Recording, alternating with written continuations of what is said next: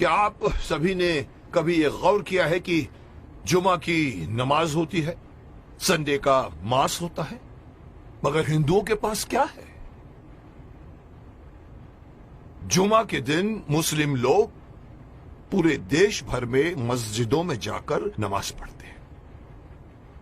Christian लोग हर Sunday को अपनी फैमिली को लेकर चर्च में जाकर मास करते हैं। हिंदू क्या करता है? किसी ने गौर किया है आज तक? और फिर हम शिकायत करते हैं कि हमारे में एकता नहीं है। मुझे कल एक डिस्टर्बिंग चीज देखने को मिली टीवी पर। विश्लेषण करके मुझे बताया गया है, मैंने देखा कि पूरे वर्ल्ड में 190 करोड़ मुस्लिम्स हैं, मुस्लिम राष्ट्रों से मिलाकर। हिंदुस्तान में 100 करोड़ हिंदू हैं, लेकिन वो 190 करोड़ मुस्लिम एक कॉल पर इकट्ठे हो सकते हैं, हो जाते हैं। अगर मैं सिंपल वे से कहूं, एक सीटी मारते ही सब लोग एकजुट हो सकते हैं। क्रिश्चियन लोग मिलकर एक दूसरे से फोर्स बन सकते हैं, लेकिन हिंदुओं का क्या भाई? कोई हिंदुओं के पास में कोई एक ऐसी मैकेनिज्म है जिसके द्वारा पूरे 100 करोड़ हिंदू जाने एक दूसरे को? अरे साहब, नेक्स्ट फ्लैट में कौन रहता है हमें यह भी नहीं पता होता, मुंबई सिटी या हर सिटी की ये बात है। मैं ये कहना चाहता हूं कि हिंदुओं को मैं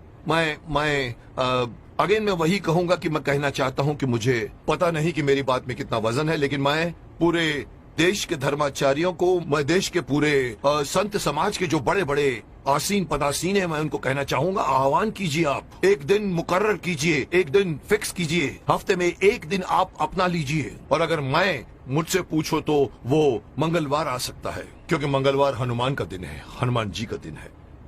एक दिन मुकर्रर कीजिए, एक दिन फिक्स कीजिए, जिसमें पूरे देश भर के लोग अपने अपने इलाके के मंदिरों में जाकर 1 घंटे के लिए बैठ जाएं। क्या करेंगे आप लोग बैठकर? मुस्लिम लोग नमाज पढ़ते हैं, क्रिश्चियन लोग उनका एक अपना सिस्टम होता है, उनके फादर बोलते हैं। आप लोगों को, हिंदुओं को, कोई सिस्टम बनाने की कोई जरूरत नहीं, कोई आरती नहीं, कोई पूजा नहीं।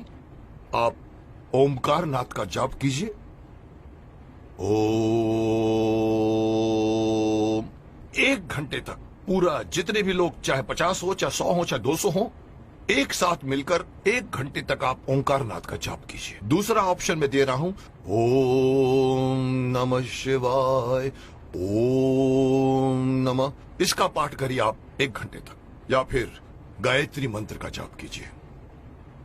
अब आप देखिए मैं क्यों इस बात को उठाना चाहता हूं, क्योंकि हमारे हिंदुओं में ये एक बहुत बड़ी मान्यता है कि अपने आप को बहुत सहिष्णु मानते हैं और कहते हैं हिंदू हमारा धर्म, हमारा हिंदू समाज अपने धर्म के प्रति जागरूक नहीं है, अपने धर्म के प्रति पूरी तरह से कमिटेड नहीं है। धर्म कहते हैं हमारा हिंदू धर्म धर्म नहीं है, हमारा धर्म जो है वे ऑफ लाइफ है। मैं हमेशा से मना करता हूं, धर्म था, है और रहेगा, और जब तक आप इसको अपना धर्म नहीं मानोगे तब तक आपके अंदर कभी भी एकता नहीं आएगी, कभी भी आपके अंदर मोटिवेशन नहीं आएगा, कभी भी आपके अंदर फोर्स नहीं आएगा।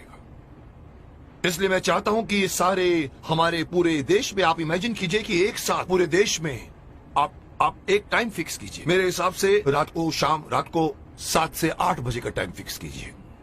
सब लोग अपना अपना काम छोड़कर अपने नजदीक के मंदिर में जाएं, 1 घंटा बैठें और 1 घंटा बैठ के अपनी सभा होगी, जिसका नाम मैं सजेस्ट करना चाहता हूं। हो सकता है नाम इसका मंगल धार्मिक सभा हो सकती है, या मंगल धार्मिक मिलन हो सकता है, या मंगल धार्मिक मिलाप हो सकता है। आप लोग वहां जाइए। हर हिंदू, मैं अगेन बात करना चाहूंगा, इसमें बौद्ध भी आ जाते हैं, सिख भी आ जाते हैं, जैन भी आ जाते हैं, उनको भी आना पड़ेगा, उनको भी साथ में आना पड़ेगा, क्योंकि 100 करोड़ में उनकी गिनती होती है। उन सब लोगों को अगर ये आदत पड़ जाए, हर मंगलवार रात को 7 से लेके 8 बजे मुझे अपने परिवार वालों को लेकर, साथ में बच्चों को लेकर जाइए और मंदिर में जाके बैठ जाइए। एक मेडिटेशन की तरह से आप लोग बैठकर वहां पर एक सभा कीजिए। उसका नाम मैं देना चाहता हूं मंगल धार्मिक सभा। या मंगल, मांगलिक, मिलाप या कुछ भी नाम रखा जा सकता है। जैसे मुस्लिम कैसे नमाज कहते हैं, क्रिश्चियन उसे मास कहते हैं, आप उसे मंगल मिलाप कह सकते हैं। वहां आइए, आप देखेंगे आपका पूरा देश, आपके पूरे देश के 100 करोड़ हिंदू कितनी जल्दी एक दूसरे के साथ एकजुट हो जाएंगे, जिसका इस वक्त, इस कॉन्टेम्पररी आजकल आप देख रहे हैं जिस तरह के माहौल बन रहे हैं, उसमें हमारे हिंदुओं पर लोग एक तरह से हंसते भी हैं। उनको पता है कि ये लोग कोई मिलने वाले नहीं हैं। लेकिन अगर ये होना शुरू हो जाएगा तो आप सही अपने इर्द गिर्द के लोगों को सिर्फ जानोगे नहीं, पहचानना शुरू कर दोगे। जैसे कि मैंने कहा कि सिटीज में पता भी नहीं होता कि नेक्स्ट फ्लैट में कौन रहता है। इस बहाने आप आइए, बाहर निकल कर आइए, अपनी ड्यूटी मान कर आइए। मैं हर हिंदू को कहना चाहूंगा, और इसके लिए मेरी बात नहीं, मैं बड़े बड़े जो हमारे धार्मिक, हमारे जो संत हैं, गुरु हैं, उनको मैं आह्वान करना चाहूंगा कि आइए आगे और अनाउंस कीजिए कि हर मंगलवार को 7 बजे से 8 बजे हर हिंदू को किसी नजदीकी मंदिर में जाकर 1 घंटा बैठकर आपको मेडिटेशन करना पड़ेगा। जो बैठेगा उसको भी फायदा होगा, क्योंकि मेडिटेशन में बहुत ताकत है। और दूसरा फायदा यही है कि आप लोग मिलोगे, एकता करोगे। और इस वक्त हिंदू समाज का एकता में आना बहुत ही अत्यंत आवश्यक है। मैं नहीं बताना चाहता, लोग सब समझते हैं कि मैं क्या बोलना चाहता हूं, लेकिन हिंदू समाज बटा हुआ है। जुट और नंबर्स में ताकत होती है। ये हिंदू से निकलकर सिख, ये बौद्ध, ये जैन, इस बहाने साथ में आइए, क्योंकि आप पहले हिंदू हैं, उसके बाद में आप सिख हैं, उसके बाद में आप बौद्ध हैं, उसके बाद में आप जैन हैं।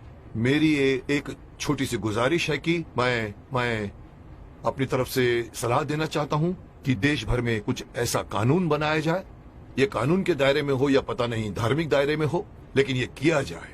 और तब जाकर दोबारा कोई ये नहीं कह सकेगा कि 100 करोड़ हिंदू बटे हुए हैं, क्योंकि हर मंगलवार को एक मांगलीय रूप से मिलते हैं और एक दूसरे के साथ आप बातें कीजिए, मिलते रहिए, लोग एक दूसरे को पहचानना शुरू कर दोगे, जो कभी नहीं करते आप।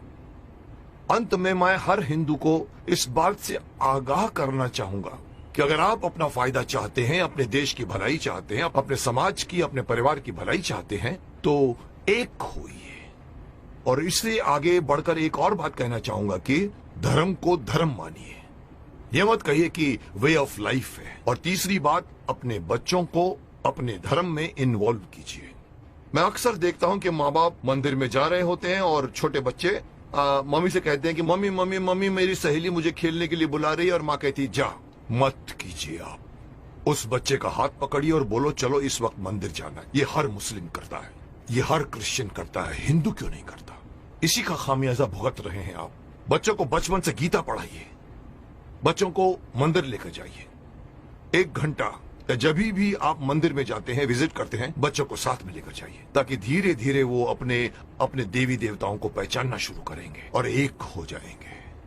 अब कोई मुझसे पूछेगा सर आपकी ये बात क्यों माने हम लोग, आप होते कौन है हमें ये बात कहने वाले? तो मैं सिर्फ शक्तिमान का एक डायलॉग आपको बताना चाहूंगा, जिसमें पूछा था कि आप कौन है, तो वो कहता है कि ना तो मैं कोई अवतार हूं, ना ही कोई फरिश्ता, बुराई का दुश्मन हूं, सच से है मेरा रिश्ता। दुश्मन मेरे बुरे लोग नहीं, बुराई है। अगर बात मेरी मानोगे तो इसमें तुम्हारी भलाई है। तो आपकी भलाई के लिए कह रहा हूं, मान जाइए।